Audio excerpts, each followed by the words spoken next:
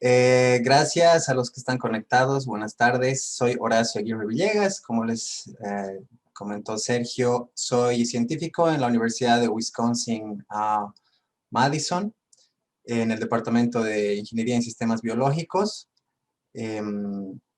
Recibí de ahí mi doctorado en Ingeniería en Sistemas Biológicos y antes de eso saqué un MBA en la universidad, en el IQS de Barcelona, y me gradué de Ingeniería eh, Industrial de la Universidad Católica.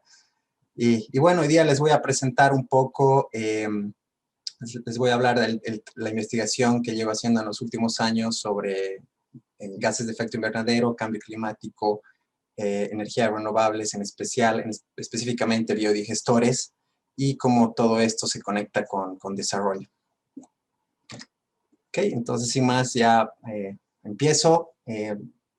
Empiezo hablando un poco de lo que es cambio climático y calentamiento global, que generalmente quizás estos términos se utilizan indistintamente, pero hay diferencias. El calentamiento global es, bueno, como su nombre lo indica, es el aumento de la temperatura a largo plazo del planeta, ¿no? Y está causado principalmente por la emisión de gases de efecto invernadero. Y estos gases, resultado de las actividades humanas. No, el cambio climático es más amplio. El cambio climático incluye al calentamiento global, pero a la vez incluye otros efectos secundarios, ¿no? Como las tormentas, huracanes, todos estos efectos naturales que hay con mayor intensidad en los últimos tiempos, ¿no? El deshielo de glaciares, etc. Y el cambio climático es causado ambos por las actividades naturales, como también por actividades humanas, ¿no? Entonces, calentamiento global bien específico, cambio climático más general. Gases de efecto invernadero, ¿qué es lo que hacen? Crean este efecto invernadero. ¿Y en qué consiste? Bueno, este efecto invernadero es algo natural que sin él en realidad no podría existir la vida en el planeta como la conocemos hoy en día.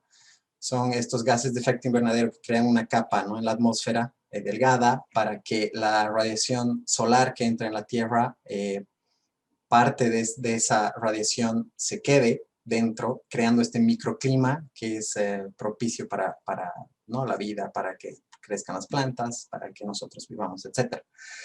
¿Qué es lo que pasa cuando emitimos gases de efecto invernadero cada vez más y más? Esta capa se va haciendo cada vez más gruesa, como muestra aquí la figura en la derecha, se va haciendo más gruesa, y la radiación que se irradia de la Tierra no sale de la atmósfera, no sale de esta capa, y se crea este microclima que es, o sea, más caliente. Hay un efecto invernadero, ¿no? De ahí viene el nombre. Y esto, bueno, afecta a todo, ¿no? A la vida como la conocemos, es lo que estamos viendo actualmente. Un poco de qué son los gases de efecto invernadero. Bueno, son estos gases que atrapan o retienen calor en la atmósfera. Este es un gráfico del IPCC que llega hasta el 2010, pero es vigente porque la distribución de gases es similar actualmente, ¿no? El mayor gas de efecto invernadero existente actualmente en la atmósfera proveniente de actividades humanas es el dióxido de carbono, CO2, proveniente de la combustión de combustibles fósiles. ¿No? También existe CO2 generado en actividades agrícolas, forestales, y uso de la tierra, cambio de uso de la tierra. En naranja. Después el metano es otro importante que vamos a hablar, voy a hablarles un poquito más a detalle posteriormente, y el óxido nitroso, ¿no? Pero bueno, el highlight de esta diapositiva, el más abundante, es el CO2 de la combustión de fósiles, de combustibles fósiles. Un poco de dónde vienen estos gases, de qué actividades. Bueno, este gráfico es un poco cargado, pero quédense con que el 73% de estas emisiones vienen de la producción de energía, ¿no? Esta energía que se utiliza en edificios, en industria, para la electricidad, para la calefacción, aire acondicionado, etcétera, y el transporte. También importante las actividades forestales y agrícolas y de cambio de uso, con 18%, y dentro de esto quiero enfocarme un poco en el ganado y manejo de residuos, ¿no? Que es un contribuyente importante, y donde, a diferencia de los combustibles fósiles, las emisiones se gobiernan por procesos biológicos, ¿no? Y los principales gases acá son el metano y el óxido nitroso. Algunas características importantes de los gases de efecto invernadero: la abundancia, de cuánto existe, ¿no?, en la atmósfera de cada gas. Vemos que el CO2 es el más abundante. El tiempo de vida, otro factor importante, cuánto tiempo permanecen en la atmósfera, ¿no? Pese a que el metano, por ejemplo, tiene un potencial de calentamiento global 28 veces mayor que el dióxido de carbono, pero solo se queda en la atmósfera por 12 años. El dióxido de carbono está en la atmósfera de 300 a más de 1000 de años, digamos, ¿no? Entonces es un gas de larga vida versus el metano, que es un gas de corta vida. El óxido nitroso es mucho más potente comparado con el dióxido de carbono, y se comparan, digamos, estos gases para que podamos, comparar manzanas con manzanas, ¿verdad? Entonces, el momento de hacer una cuantificación de gases de efecto invernadero, podemos sumarlos todos de acuerdo a su potencial de calentamiento global. Entonces, y esa unidad, ¿no?, se conoce con el nombre de dióxido de carbono equivalente, que es la mezcla de todos los gases de efecto invernadero que se expresan de esa manera. Un poco yendo a detalle en el metano, este gráfico muestra la distribución del metano en Estados Unidos, ¿no? Cuáles son las fuentes. Lo que quería resaltar de acá es básicamente que la mayor parte, si sumamos la fermentación entérica, que es la fermentación, el metano que viene del estómago de las vacas y el ganado, digamos, son animales rumiantes, ¿no? Entonces su estómago es un sistema de fermentación. Y simplemente por existir, simplemente por respirar, generan metano, ¿no? Sumado eso al manejo del estiércol, el ganado es la mayor fuente de metano a nivel mundial. El metano, un gas más potente que el dióxido de carbono, entonces es importante también concentrarse en estrategias de mitigación en este gas. Y el óxido nitroso, que es el otro importante en agricultura. El óxido nitroso proviene, ¿no?, de actividades humanas y actividades también naturales, 265 veces más potente que el dióxido de carbono en su calentamiento global, ¿no?, a un periodo de 100 años. Y es producto en actividades agrícolas, más que todo, ¿no?, de los suelos. ¿Y cómo sucede esto? Es a partir de la aplicación de fertilizantes y del estiércol, o sea, que fertilizantes de nitrógeno. Por ejemplo, la urea, ¿no?, es un fertilizante bastante utilizado. La urea es básicamente amonio que se aplica, y a través de los procesos biológicos en el suelo, por las bacterias que existen en el suelo, hay una serie de procesos y una serie de formas que toma este nitrógeno, pero básicamente se puede convertir en nitrato con un proceso que se conoce como nitrificación, que es anaeróbico, y en el suelo existen estas mezclas, ¿no?, de condiciones aeróbicas y anaeróbicas, y las condiciones anaeróbicas a la vez hacen que ocurra la desnitrificación y el nitrato se convierta en N2, ¿no?, o nitrógeno atmosférico, y en N2O, en óxido nitroso. Entonces el ciclo del nitrógeno puede hacer, ¿no?, que el fertilizante y el nitrógeno del estiércol se convierta en óxido nitroso. Entonces, por eso básicamente vemos que casi 80% de las emisiones de óxido nitroso provenientes de actividades humanas vienen de suelos. Otra cosa que quería comentar rápidamente: el ciclo del carbono en cuanto a, ¿no?, las emisiones de gases de efecto invernadero.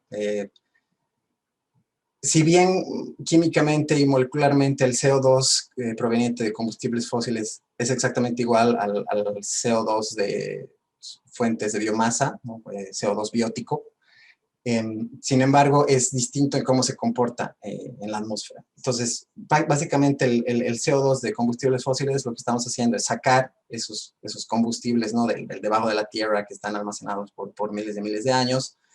Los estamos combustionando y ese CO2 se queda en la atmósfera sin que volvamos a almacenarlo en la Tierra, digamos, ¿no? Entonces, mientras más quememos energía, más CO2 y más gruesa se hace la capa de CO2 en la atmósfera. Sin embargo, cuando tenemos una planta, ¿no? Biomasa, parte, o sea, este carbón en la estructura de las plantas viene de la atmósfera, entonces ya existe una captura de ese carbón, y si producimos un biocombustible etanol, por ejemplo, ¿verdad? Al quemar este etanol, al combustionarlo, bueno, ese carbón vuelve a la atmósfera y en teoría, ¿no? Existe un ciclo donde se captura, se emite, se captura. Con animales lo mismo, el animal, bueno, come las plantas que tienen carbono en su estructura, respiran CO2, parte del carbono está en los cuerpos de los animales y parte en el estiércol. El problema está cuando, ¿no?, el carbono cambia a metano.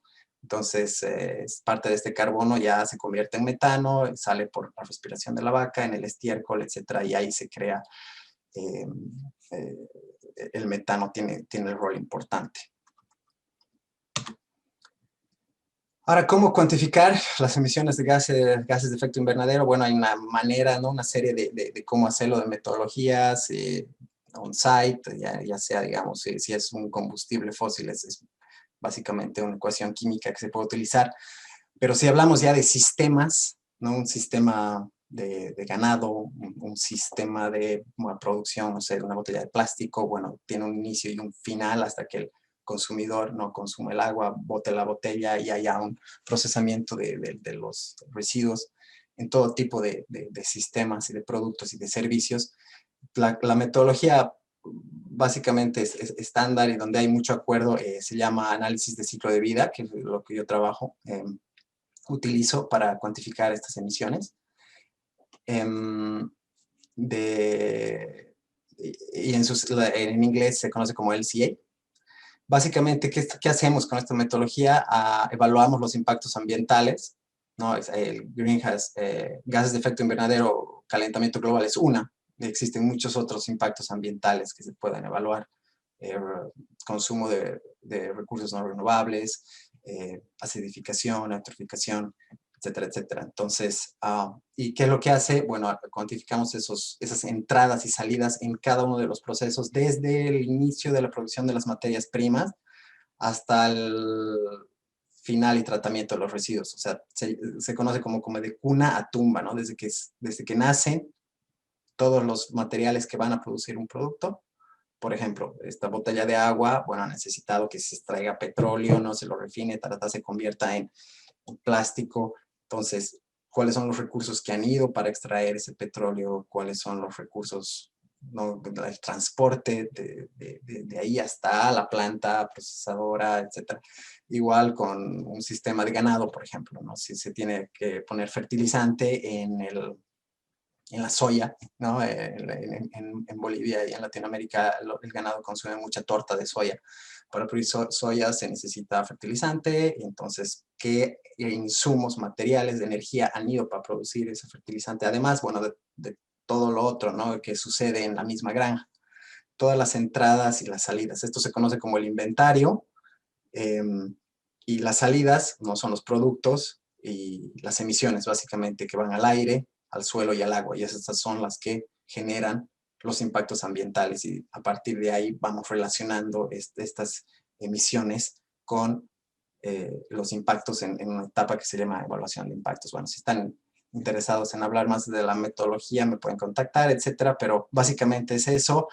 Existen también retos, ¿no?, con esta metodología. Se tiene que definir bien los límites del sistema. Les comenté de cuna a tumba, pero también puede haber un sistema más pequeño donde se piense en solo, digamos, de cuna a puerta, se llama, de la granja o de la planta. Entonces, no se cuantifican los impactos que suceden en el transporte y consumo final, por ejemplo, de los productos, o nos queremos enfocar solamente en la planta procesadora. Cómo hacer una asignación de los impactos ambientales a distintos tipos de productos si es que existe más de un solo producto, ¿no? Por ejemplo, en el ejemplo de las botellas que les daba, si además de una botella producimos, o sea, una tapa de calculadora a partir de plástico, entonces tenemos dos productos. ¿Cómo vamos a hacer que los impactos ambientales de nuestro sistema, ¿no?, por ejemplo, las emisiones, cómo vamos a asignarla a cada tipo de productos. Entonces hay una serie, se llama allocation en inglés, una serie de metodologías, por ejemplo, físicas, cuánta masa tiene la botella, cuánta masa, cuánto pesa la tapa y se hace una división, o cuánto income, ¿no? Cuánta ganancia nos da el vender una botella versus cuánta ganancia, etc. Entonces hay distintas metodologías, pero esta asignación, esta definición, todos estos supuestos que se hacen, introducen variabilidad, ¿no? En los resultados. Entonces, si bien es una metodología estándar, todavía existe mucho por desarrollarse. No sé, Sergio, ¿cómo quieres hacer? Estoy viendo que hay gente que está levantando la mano. Si quieres que pongamos las preguntas al final o quieres que las vaya respondiendo sobre la marcha. Sí, lo que estamos haciendo es justamente esperar a que terminen los panelistas las presentaciones y después yo voy a ir leyendo las preguntas que te vayan haciendo. Bárbaro, perfecto. Listo, gracias. Entonces, continúo. Les comentaba, les doy estos ejemplos mucho del sector ganadero, el sector agrícola, porque ¿no? yo trabajo mucho en ese tema, en ese sector, y además se relaciona mucho con el tema de biodigestores y la producción de biogás, que voy a hablar un poquito más a detalle posteriormente. En cuanto a la cuantificación de gases de efecto invernadero de este sector, este es, por ejemplo, un estudio de un LCA, un análisis de ciclo de vida de cuna a tumba en Estados Unidos, del sector lechero, donde se evaluaron todas las entradas y las salidas, y se ve el metano proveniente de la fermentación entérica es la mayor fuente, ¿no? De gases de efecto invernadero, pero el estiércol, el manejo del estiércol es la segunda, metano y óxido nitroso. Y este es importante porque pese a que el metano de fermentación entérica quizás es la fuente más importante, pero es más difícil el poder controlarla. No existen estrategias de balancear la dieta, qué tipo de raza, tipo de animales que producen menos emisiones, la salud de los animales. Hay estudios con genética, ¿no? Que se están haciendo para ver cómo reducirla, pero es algo más, es un reto más grande, digamos, para un granjero, alguien que tiene sus vaquitas, en pensar en todas estas estrategias. En cambio, el manejo del estiércol es algo más palpable y por eso es importante también enfocarse en esto. Y una de las maneras cómo hacerlo es a través de la digestión anaeróbica, ¿no? Es un proceso biológico a partir de lo cual cualquier material orgánico se descompone. Por ejemplo, el estiércol.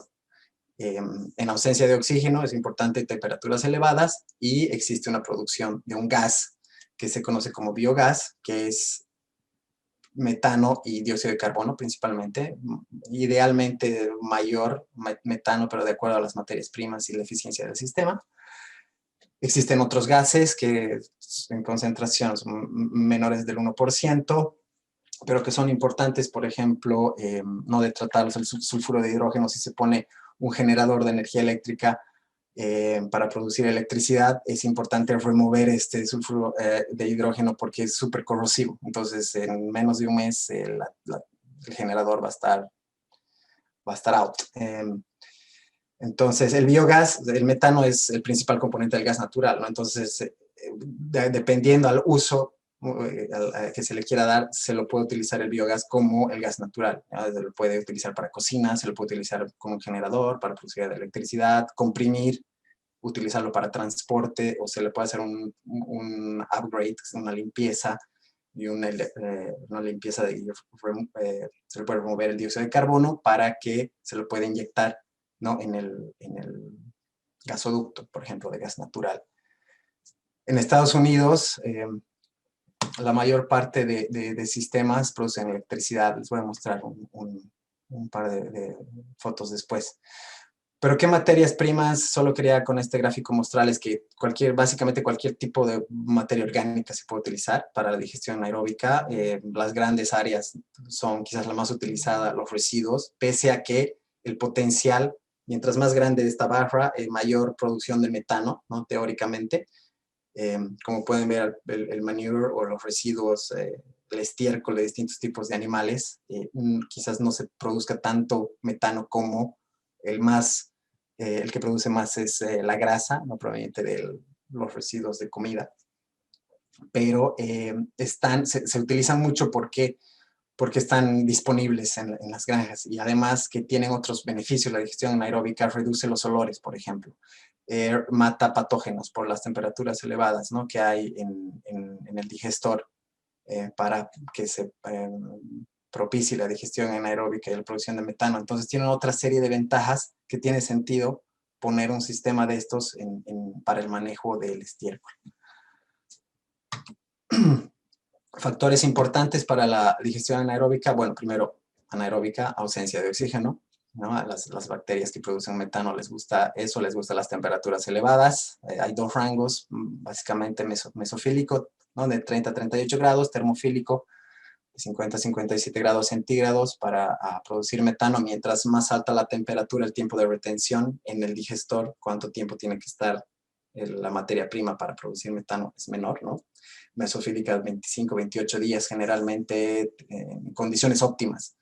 Termofílica 5 días, el pH igual 6,5 a 8,2 y importante que existe un ratio carbono-nitrógeno de 20 a 1, de 30 a 1 para que no haya inhibición en la producción de metano, ¿no? Entonces, todos estos factores, estos son sistemas de gran escala que existen aquí en Estados Unidos, en Wisconsin específicamente, y estos sistemas son de gran escala, ¿no? Básicamente en Estados Unidos un digestor menor a...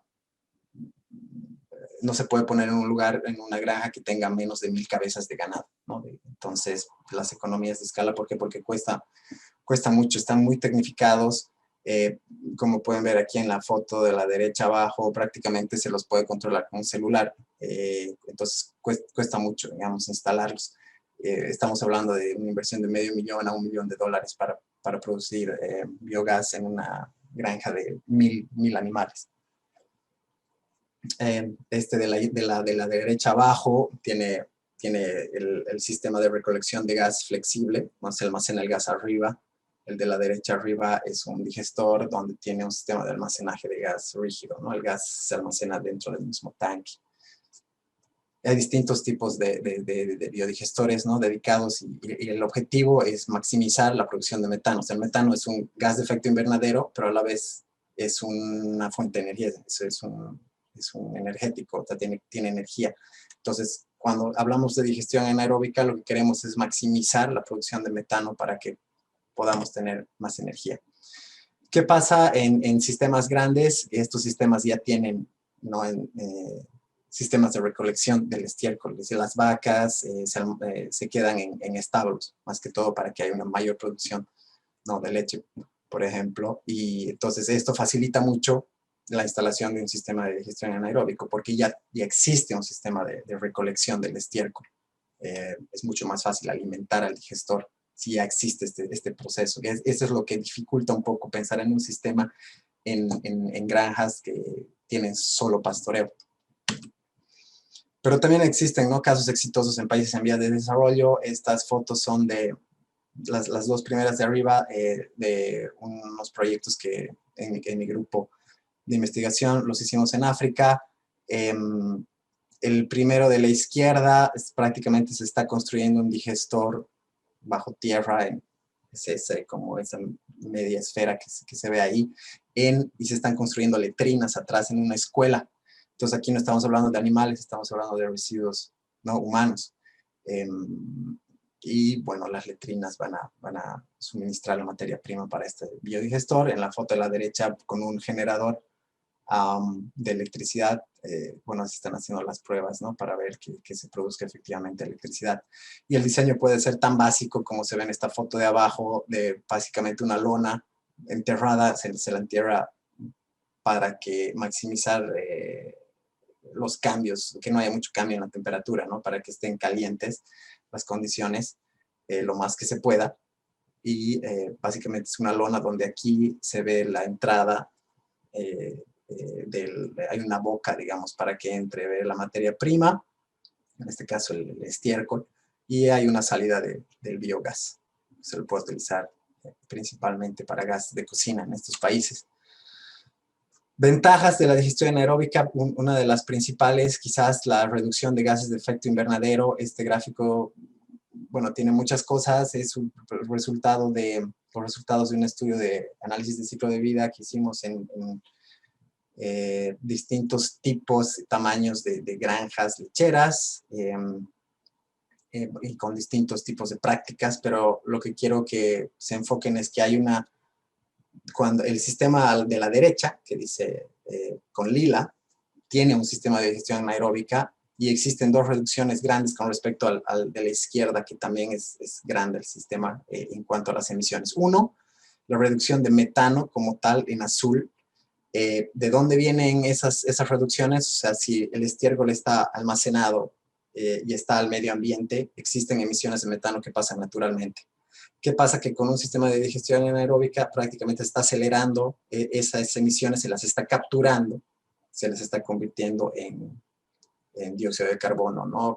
Biótico, que es parte del ciclo del carbono. Entonces hay esa reducción interesante en azul. Y la otra es que si nosotros pensamos en que estamos produciendo energía renovable y reemplazando, en este caso estamos produciendo electricidad a partir de biogás, y estamos reemplazando la electricidad del sistema interconectado, tenemos estos beneficios, ¿no? Estos créditos de ese reemplazo de la electricidad, que en Wisconsin es básicamente, la mayor parte viene del carbón, ¿no? Que es una fuente bastante ineficiente en cuanto a gases de efecto invernadero. Entonces si existe un sistema donde se produzca mucha electricidad y se está reemplazando la electricidad del grid, del sistema interconectado, entonces puede que nuestro farm nuestra granja sea neutra en cuanto a sus emisiones, ¿verdad? Porque existe todo este beneficio negativo. Entonces eso es algo importante. Otras ventajas de la digestión anaeróbica, bueno, una energía renovable que puede llegar a áreas remotas donde no existen conexiones ni de electricidad ni de gas.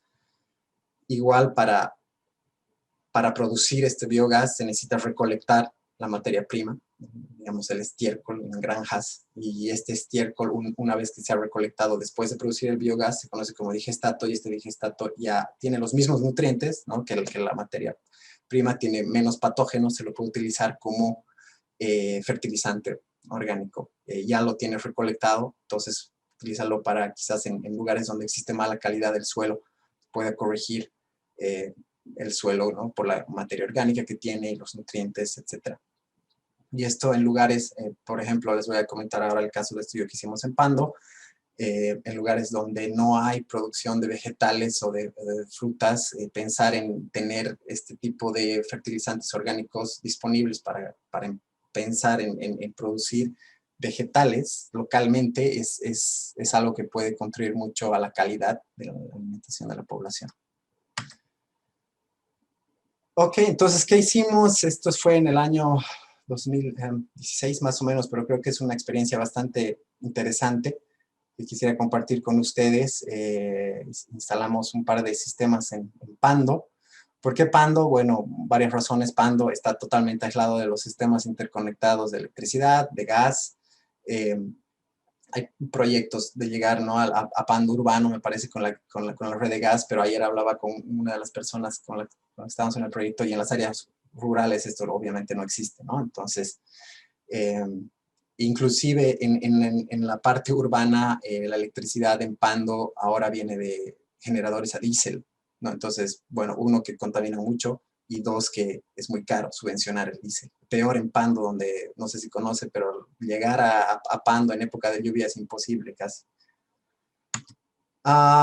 Las condiciones ambientales favorecen mucho la producción de biogás. Pando es súper caliente, entonces no se requiere un sistema de calentamiento, quizás el biodigestor.